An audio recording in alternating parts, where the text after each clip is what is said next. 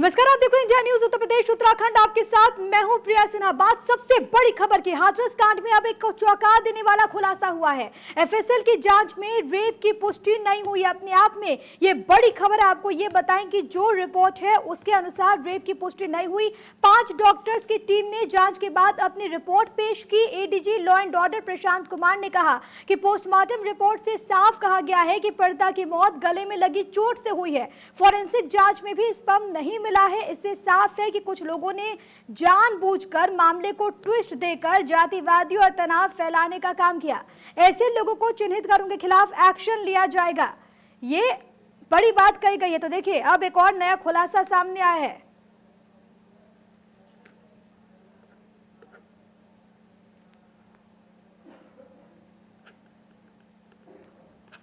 तो आपको बताएं कि इस पूरे मामले में अब एक नया खुलासा हुआ है। एफएसएल की रिपोर्ट में बात सामने आई है कि रेप हुआ ही नहीं। हालांकि तमाम चीजें एक तरफ, जांच एक तरफ, तो वही अब सियासत जो है वो भी इस पर चरम पर है। मेरे साथ मेरे तमाम सहयोगी मौजूद है जो कि पल पल की जानकारी आप तक पहुंचा रही है, हर एक अपडेट आप तक पहुंचा रहे हैं। मेरे साथ इस वक्त मौजूद है मेरे सहयोगी पीएन शर्मा, जो कि हाथरस से लगातार हर एक छोटी बड़ी खबर आप तक पहुंचा रहे हैं। ग्रेटर नोएडा से मेरे साथ मेरे सहयोगी रजत बने हुए हैं। इसके अलावा लखनऊ से मेरे साथ मेरे सहयोगी विजय बने हुए हैं। महेश जादौन में मेरे साथ मेरे सहयोगी बने हुए। अलीगढ़ से लगातार तमाम मेरे सहयोगी जो कि हर एक जानकारी आप तक पहुंचा रहे हैं। मैं सबसे पहले हाथरस का रुख करना चाहूंगी। पीएन शर्मा मेरे साथ मेरे सहयोगी लगातार बने हुए।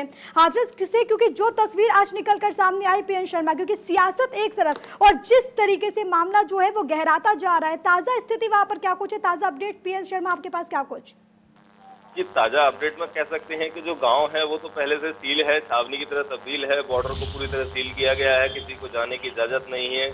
इधर राहुल गांधी, मैं आपके पास आऊंगी पीएन शर्मा, आपको रोक रही हूँ। राहुल गांधी ने ट्वीट करके निशाना साधा है। ये एक बड़ी खबर, यूपी में जंगलराज का आलम है।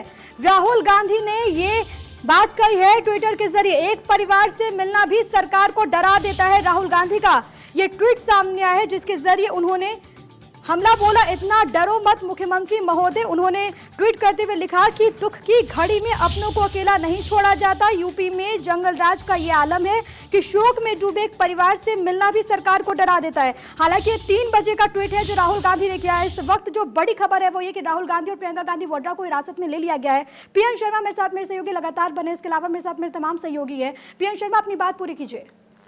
जी वही बता रहा हूँ कि छावनी में तब्दील किया गया है, किसी को मिलने की इजाजत नहीं है, क्योंकि वहाँ एसआई टीम की जांच की जा रही है। पुलिस का सीधा सीधा यही कहना है कि एसआई की टीम जांच कर रही है, जांच के बाद ही कुछ कहा जा सकेगा। मतलब जाने की, मिलने की इजाजत दी जाएगी, उससे पहले किसी को इजाजत नहीं दी जाएगी। और आने वाले यहाँ सपा के कई प्रोटेस्ट कर रहे हैं, कांग्रेसी हैं यहाँ पे, वो भी आए हुए थे। अभी जो निर्भया कांड की वकील रही थी सीमा कुशवाहा, वो भी यहाँ आई थी। उनकी भी एडीएम से यहाँ काफी नोकझोंक हुई जाने के लिए, लेकिन उन्हें भी जाने की इजाजत नहीं दी गई। और मामला जो अभी खुल के आ रहा है, जो कह सकते हैं हम 14 तारीख को हमारे द्वारा भी उसका लड़की का बयान लिया गया था, तो उसमें केवल मामला मारपीट का दर्ज कराया गया था और उसके बाद उसे अलीगढ़ के लिए रेफर किया गया था। उसके 4 दिन बाद कहें या फिर 6 दिन बाद एक मामला ये गैंग रेप में तब्दील हुआ था, जब लड़की का बयान बदल कर आया था। लड़की ने 3 लोगों के और नाम बढ़ाए थे और ये कहीं ना कहीं राजनीतिक स्टंट बन गया। इसके अलावा शायद कुछ नहीं रहा। एक राजनीतिक स्टंट कह सकते हैं इसे कि दर दर दर सामाजिक संगठन भी आते गए, राजनीतिक पार्टियां आती गई, हंगामे बढ़ते चले गए। फिर यहाँ आप भी देख सकते हैं आप कि नेता कम और अधिकारियों के ज्यादा अंदर देखने को मिला। जी बिल्कुल, तो वो परिवार वो गमज़दा है इस वक्त, लेकिन तमाम चीज़ें एक तरफ, तो वही अब जो सियासत है वो भी इस वक्त अपने चरम पर देखने को मिल रही है। मैं लखनऊ का रुख करना चाहूंगी। विजय मिश्रा मेरे साथ मेरे सहयोगी लगातार बने हुए हैं। विजय, क्योंकि आप हर एक छोटी बड़ी जानकारी पहुंचा रहे हैं इस पूरे मामले को लेकर, जांच एक तरफ चल रही है, एफएसएल जांच में एक अहम खुलासा हुआ है, तो वही दूसरी ओर जो सियासत भी देखने को मिल रही है। राहुल गांधी, प्रियंका गांधी वाड्रा को जाने से पहले हिरासत में लिया गया है, और क्या कुछ ताज़ा अपडेट्स है आपके पास विजय?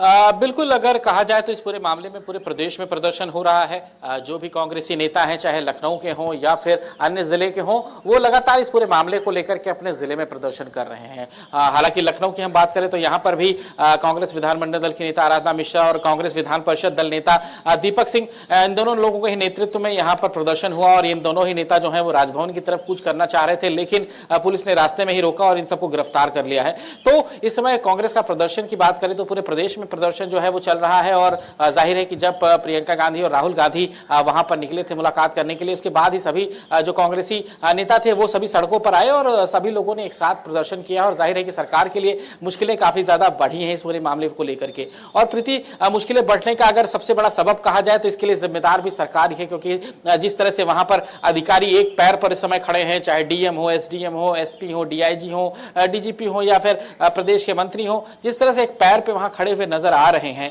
इसमें अगर शुरू में ही अगर वहां के लोकल थाने ने एक्टिविटी दिखाई होती, लोकल थाने ने शुरू में ही अगर अपनी जिम्मेदारियों को निभाया होता, पुलिस प्रशासन ने शुरू में ही अपनी जिम्मेदारियों को निभाया होता, तो हालात इतनी ज्यादा न बिगड़ते जितने इस समय बिगड़े हुए हैं। क्योंकि कहीं ना कहीं पुलिस की लापरवाही इस पूरे मामले को लेकर के रही है और लापरवाही का सबब सिर्फ यही एक थाना नहीं, पूरे प्रदेश के हालात इस समय ऐसे। यहाँ पर अगर एफआईआर दर्ज करानी चाहिए तो आपकी एफआईआर दर्ज नहीं होगी, आपको पहले उन तमाम पुलिस के प्रश्नों से गुजरना पड़ेगा, जिससे जरिए आप इरिटेट होंगे, जिसके जरिए से आप खुद परेशान होंगे। काफी संख्या में तो लोग ऐसे होते हैं जो अपने मामले को दर्ज कराते ही नहीं है, वो पंचायत स्तर पर या फिर अपने स्तर पर निपटने की कोशिश करते हैं और यही हालात उन परिवार के दोनों परिवारों के बीच में भी हुई। इसके पहले भी जब एक बार घटना हुई थी तब पुलिस ने मामला दर्ज नहीं किया था और मामले को सिर्फ अपने स्तर पर निपटा करके वहीं पर रफा दफा कर दिया था। और यही यहाँ पर सवाल उठाए जा रहे हैं। मैं रजत का रुख करना चाहूंगी, क्योंकि जिस चुनौती की हम बात कर रहे हैं, ग्रेटर नोएडा में भी प्रशासन के सामने एक बड़ी चुनौती, क्योंकि वहां पर भी भारी संख्या में कार्यकर्ताओं का जो हुजूम है वो मौजूद है।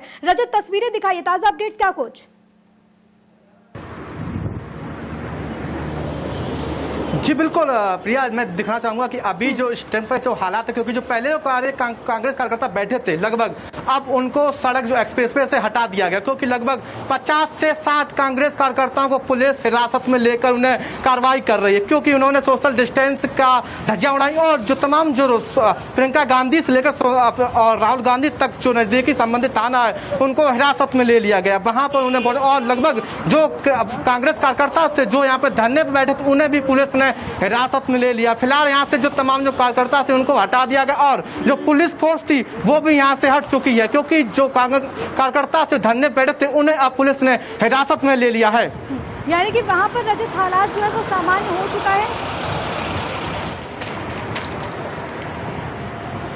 जी बिल्कुल, मौजूदा स्थिति में यहाँ पर कोई भी कांग्रेस कार्यकर्ता मौजूद नहीं है, सिर्फ इक्का दुक्का पुलिसकर्मी ही अब मौजूद हैं। और जो कांग्रेस कार्यकर्ता जो धरने पर बैठे थे अब पुलिस ने उन्हें हिरासत में ले लिया और जो उन्होंने सोशल डिस्टेंस के खिलाफ जो कानून का पालन नहीं किया उनके खिलाफ कार्रवाई की बात कर रहे हैं। लेकिन जिस तरह से यहाँ पर लोगों में आक्रोश था, राहुल गांधी और प्रियंका गांधी को भी पुलिस ने हिरासत में ले लिया, लेकिन यहाँ पर जो तमाम जो कांग्रेस कार्यकर्ता थे वो 20 एक्सप्रेसवे पर धरने पर बैठकर डटे हुए थे, लेकिन अब पुलिस ने उन पर कार्रवाई करते हुए 50 से 60 कांग्रेस कार्यकर्ताओं को हिरासत में ले लिया है। तो ये एक बड़ी खबर है जिसका जिक्र मेरे सहयोगी रजत वहां पर कर रहे हैं। पुलिस ने कई कार्यकर्ताओं को वहां पर हिरासत में लिया और फिलहाल जो ताजा अपडेट्स है वो यही कि वहां पर जो हालात है वो सामान्य है। पुलिस प्रशासन पूरी तरीके से चुस्त दुरुस्त नजर आ रहा है, लेकिन जिस तरीके से जिस रुख में वहां पर नजर आए तमाम तरह के कार्यकर्ता जो निकल कर सामने आए हैं वो अपने आप में ये बताता है कि कांग्रेस पार्टी जो है वो इस मुद्दे को छोड़ने वाली नहीं है।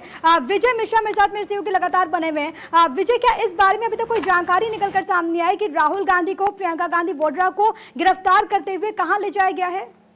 विजय,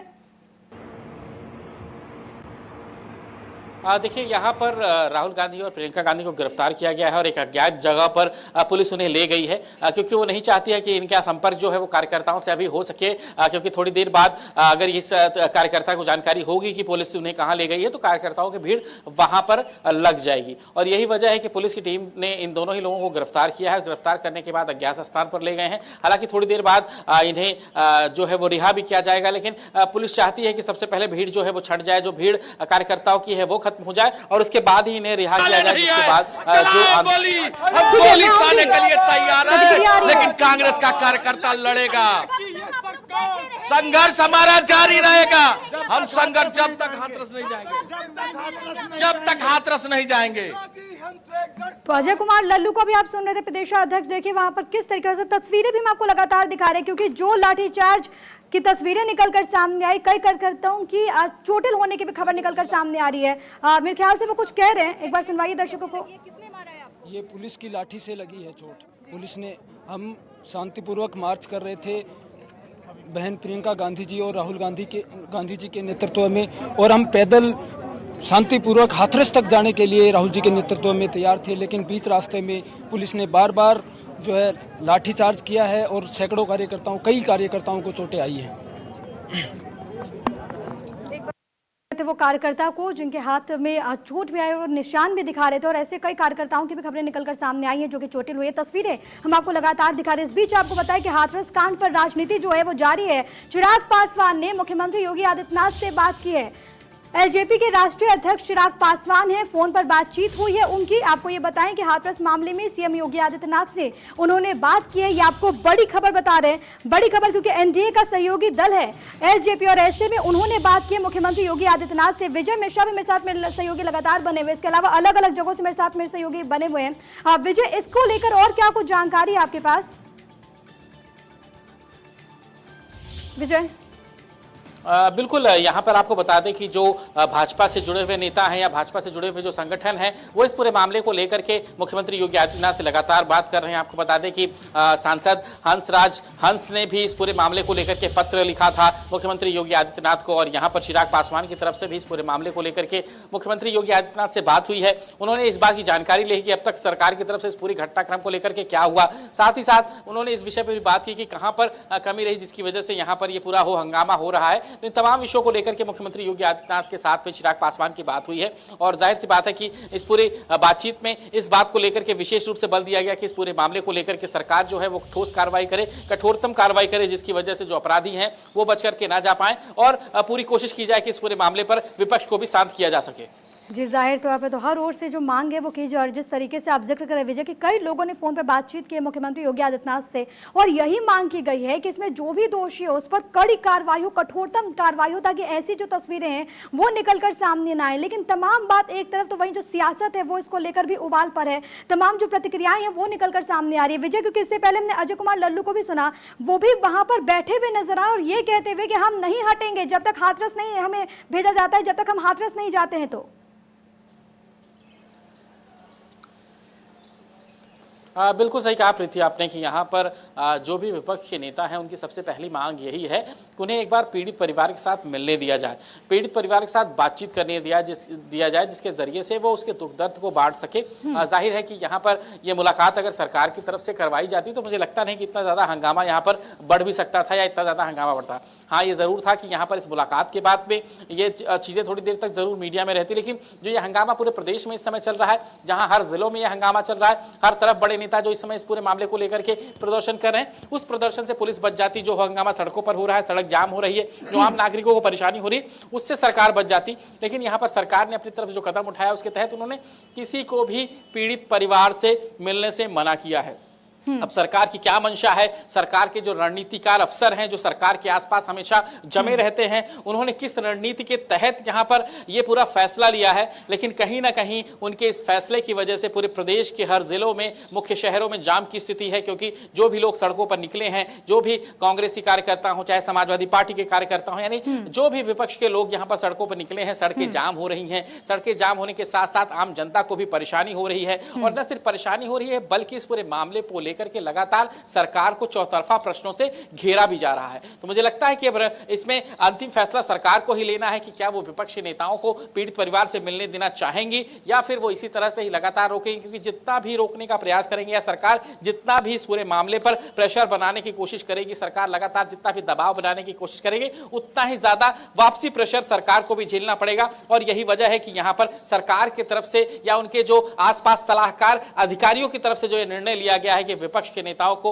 ना मिलने दिया जाए पीड़ित परिवार से, उसका नतीजा ये रहा है कि पूरे प्रदेश में आंदोलन हो रहा है, कांग्रेस के कार्यकर्ताओं की तरफ से, समाजवादी पार्टी के कार्यकर्ताओं की तरफ से, और हर जगह कहीं ना कहीं जाम की स्थिति है। लोग जो अपने स्थानों पर जाना चाहते थे वो जा नहीं पा रहे हैं, और लगातार पुलिस भी जो है वो हलकान हो रही है। प्रदेश की पुलिस को जो अपने थानों पर रहकर के व्यवस्था देखनी चाहिए थी, वहां पर भारी संख्या में पुलिस को उनके कार्यालयों पर लगना पड़ रहा है, नेताओं के घरों के आसपास लगना पड़ रहा है, और लगातार भारी पुलिस बल को अपनी जो एनर्जी है वो इसमें वेस्ट करनी पड़ रही है। जी बिल्कुल, क्योंकि यहाँ पर जिस तरीके से आप जिक्र कर रहे हैं विजय कि दबाव बनाने की कोशिश कर रहे हैं, राहुल गांधी ने जिस तरीके से ट्वीट किया, उन्होंने ये कहा कि क्या हम परिवार से अगर मिलने जाते तो क्या सरकार इससे इतना ज्यादा डर गई है कि वहां पर ऐसी स्थिति उत्पन्न हो गई।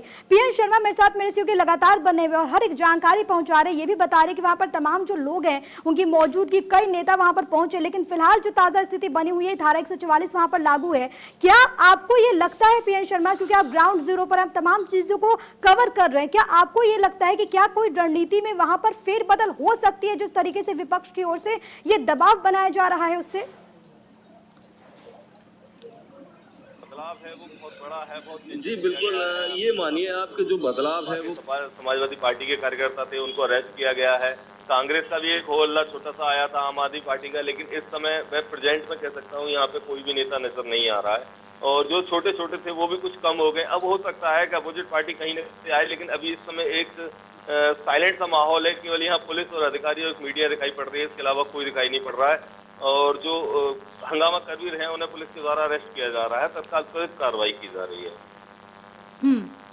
यानी कि वहां पर जो प्रशासनिक हमला है वो पूरी तरीके से चौकस नजर आ रहा है, वहां पर तमाम तरह के कदम जो है वो उठाए जा रहे हैं, लेकिन जिस तरीके से दबाव की राजनीति इस वक्त देखने को मिल रही है, वैसे में देखना बहुत दिलचस्प होगा कि आगे कैसी तस्वीर निकलकर सामने आती है। 6 तस्वीरें आपसे कुछ देर पहले मैंने आपको दिखाई थी और इन 6 तस्वीरों के जरिए किस तरीके से राहुल गांधी पैदल ही निकल पड़ते हैं, किस तरीके से वहां पर समर्थकों का जो हुजूम है वो उत्पन्न हो जाता है। एक बार फिर से तस्वीरों के जरिए पूरी सियासत को आप एक बार समझिए। पैदल निकल गए राहुल गांधी, पूर्व कांग्रेस अध्यक्ष, धक्का मुक्की वहां पर की गई, कॉलर पकड़ा गया, जमीन पर वो गिर गए। पुलिस से उन्होंने सवाल पूछा कि आखिरकार मुझे गिरफ्तार क्यों किया जा रहा है।